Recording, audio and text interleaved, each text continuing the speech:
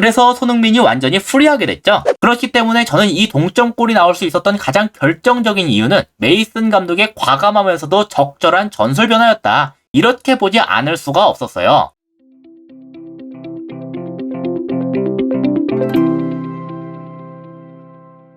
안녕하세요. 축구 보는 기자 축복입니다. 토트넘이 맨유와 2대2 무승부를 거뒀는데요. 6골을 먼저 먹힌 상태였는데 후반전에 손흥민이 동점골을 넣으면서 따라잡은 경기였어요. 다룰 부분이 꽤 많았지만 오늘은 그 중에서도 특히 인상적이었던 감독 대행을 맡은 메이슨 감독의 전술 변화에 대해 다뤄보려고 합니다. 이게 손흥민의 득점과도 직접적인 연결이 됐거든요. 먼저 토트넘은 이날 항상 나오던 3-4-3 포메이션을 들고 나왔었어요. 여기에서 중요한 건 수비를 할 때의 모습인데, 수비를 할 땐 이렇게 윙백들이 내려오면서 5-2-3 내지는 5-4-1처럼 바뀌게 됩니다. 지금까지 주구장창 나오던 모습이니까 익숙하죠? 여기에서의 포인트는 크게 두 가지예요. 첫째로 3백이었을 때 측면 수비는 윙백이 내려와서 담당한다는 것이고, 둘째로 이때 토트넘은 전방에 3명만을 두게 된다는 겁니다. 경기 장면에서도 이런 모습이 잘 나왔는데요. 맨유가 골킥을 길게 날리는 상황인데, 보시면 맨유의 측면 공격수들을 윙백들이 내려와서 잡아주고 있죠. 래시포드가 좌측으로 이동했으니까 래시포드의 마크맨은 윙백인 포로가 맡아주고 있어요. 익숙한 모습이지만 뒤지고 있던 토트넘에겐 이 구도 자체가 좋지 않았습니다. 왜냐면 이건 맨유의 딸랑 원톱 하나를 막기 위해서 토트넘은 무려 3명의 센터백을 투자한 셈이 됐거든요. 수비에 이만큼이나 투자가 됐다는 건 당연히 공격 쪽에서 숫자가 부족하게 된다는 뜻이 되겠죠. 이 장면에서 문제를 겪은 건 손흥민이었는데요. 기껏 이렇게 스킵이 공중볼을 이겨냈고 이거를 손흥민이 잘 받아내기까지 했지만 이후의 과정으로 빠르게 역습을 이어갈 수가 없었습니다. 토트넘의 공격 숫자는 3톱뿐인데 맨유는 이미 5명이나 후방에 자리하고 있었거든요. 그래서 지금 손흥민을 보시면 센터백인 린델레프가 잡아주고 있죠. 만약에 손흥민이 린델레프를 뚫는다고 해도 바로 완비사카까지 가담을 할 수가 있는 그림이에요. 즉 손흥민을 2대1로 잡아줄 수가 있단 얘기죠. 결국 이렇게 되면 손흥민은 볼을 뒤로 돌릴 수밖에 없는데 이러면서 시간을 잡아먹히고 따라서 역습의 효과는 떨어지게 됐습니다. 이 장면은 더 심각했는데 이번에도 측면 수비는 윙백들이 내려와서 맡아주고 있죠. 하지만 정작 중앙에 있는 3백은 잡아주고 있는 선수가 없는 거나 마찬가지예요. 맨유의 원톱인 마샬이 중원까지 내려와서 마크 대상에서 벗어났기 때문입니다. 당연히 볼을 뺏어낸다고 해도 토트넘은 이번에도 마찬가지로 3대5 내지는 3대6의 싸움을 벌이게 되겠죠. 하지만 메이슨 감독이 일으킨 모종의 전술 변화 이후에는 상황이 크게 달라집니다. 주목하실 건 토트넘의 측면 수비를 누가 맡느냐는 것이었어요. 원래는 윙백인 포로가 잡아주고 있었죠. 그런데 지금은 보시다시피 본래 센터백이었던 로메로가 맡아주고 있습니다. 즉 토트넘이 최후방 숫자를 하나 줄이게 됐다는 거죠. 그렇다면 그 모종의 전술 변화라 무엇이었냐? 메이슨 감독은 후반 77분에 양 윙백인 페리시치와 포로를 각각 벤 데이비스와 단주마로 교체했는데요. 그래서 처음에는 전술적으로 변화가 일어난 게 아니라 그냥 데이비스가 페리시치 자리로 가고 쿨루셰브스키가 윙백으로 가는 교체인 것처럼 보였어요. 단주마는 윙어 자리로 올라가는 거죠. 하지만 사실 그렇게 납득이 가는 변화는 아닙니다. 득점이 필요한 상황인데 공격력이 장점인 페리시치를 빼고 데이비스를 투입한다는 점과 3백 체제 속에서도 굳이 득점을 기록한 포로를 빼는 것 자체가 이상해 보였거든요. 그런데 메이슨 감독의 의중은 이게 아니었어요. 이 교체는 바로 3백에서 4백으로 바꾸기 위한 조치였습니다. 로메로가 오른쪽 풀백으로 가는 거죠. 이러면 포로와 페리시치가 둘 다 빠진 것도 납득이 가는데요. 이 둘한테 4백의 풀백 역할을 맡기면 어떻게 되는지를 저번 뉴캐슬전에서 확실하게 봤기 때문입니다. 최종적으로 토트넘은 최후방 숫자를 5명에서 4명으로 하나 줄이는 대신에 전방 숫자를 기존의 3명에서 4명으로 하나 늘린 조치를 취했다. 이렇게 볼 수가 있겠죠. 이게 손흥민의 득점 장면과도 직접적인 연관이 있었어요. 지금은 데헤아가 롱볼을 때리고 있는 중인데요. 보시면 토트넘이 전방에 4명의 숫자를 두고 있는 걸 확인할 수 있습니다. 만약 이게 3백 체제였다면 윙백인 쿨루셰브스키는 이 자리까지 올라올 수가 없었겠죠. 그랬다면 데헤아도 롱볼을 때리는 게 아니라 말라시아한테 넘겼을 거예요. 하지만 지금은 쿨루셰브스키가 올라왔고 단주마까지 직접 압박을 들어오는 상황인지라 롱볼을 때리게 됐습니다. 이 롱볼의 목적지는 왼쪽에 있는 래쉬포드였어요.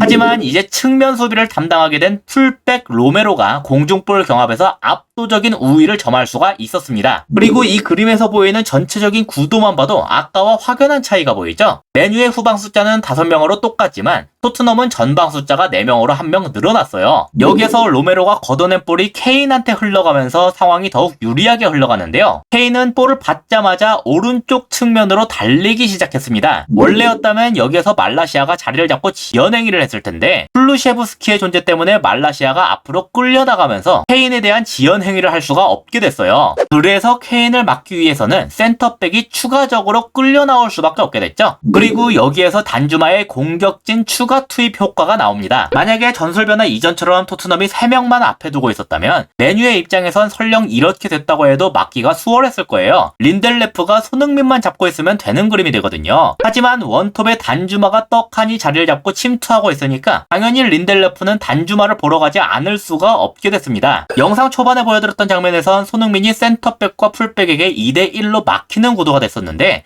지금은 이제 센터백이 손흥민을 잡아줄 수가 없게 된 거예요. 심지어 그 와중에 급작스럽게 앞으로 역습이 이뤄진 상황이기 때문에 손흥민의 전술적 마크맨인 달롯조차 손흥민을 잡아줄 수 없는 위치로 올라온 상황이었습니다. 그래서 손흥민이 완전히 프리하게 됐죠. 덕분에 케인으로부터 볼을 받은 손흥민이 골문 코앞에서 1대1 상황을 맞이할 수 있었고 데헤아를 뚫어내면서 그대로 동점골을 터뜨릴 수 있게 됐습니다. 그렇기 때문에 저는 이 동점골이 나올 수 있었던 가장 결정적인 이유는 메이슨 감독의 과감하면서도 적절한 전술 변화였다. 이렇게 보지 않을 수가 없었어요. 만약 이렇게 계속해서 수비의 숫자를 와장창 두고 있는 5-2-3 형태를 고집했다면 토트넘은 동점골을 터뜨리지 못했을 거예요. 4백으로 바꾸는 것에는 분명히 부담이 있었겠지만 그래도 4백에 어울리지 않는 페리시치와 포로를 빼는 식의 완충 효과를 더했고 이것이 그대로 적중했다고 볼 수 있겠죠. 물론 그렇다고 해서 다음 경기부터 4백을 기반으로 전술을 운영할 것 같진 않습니다. 토트넘이 이제 와서 4백을 메인으로 삼기엔 훈련을 할 시간적인 여유가 너무 없거든요. 거기에 다음에 상대할 리버풀은 오늘 상대한 메뉴보다 개인적으로 더 어려운 상대가 될 거라고 보여요. 순위는 물론 메뉴보다 낮지만 리버풀이 홈에서 경기를 치르고 체력적으로도 리버풀이 오늘의 메뉴보단 훨씬 좋은 상황이기 때문입니다. 하지만 그럼에도 오늘 메이슨 감독이 보인 전술 변화는 앞으로의 경기들에 있어서 일말의 기대감을 갖게 만들기엔 충분했다. 그렇게 평가하고 싶어요. 이상으로 오늘의 영상을 마치도록 하겠습니다. 시청해주셔서 감사합니다.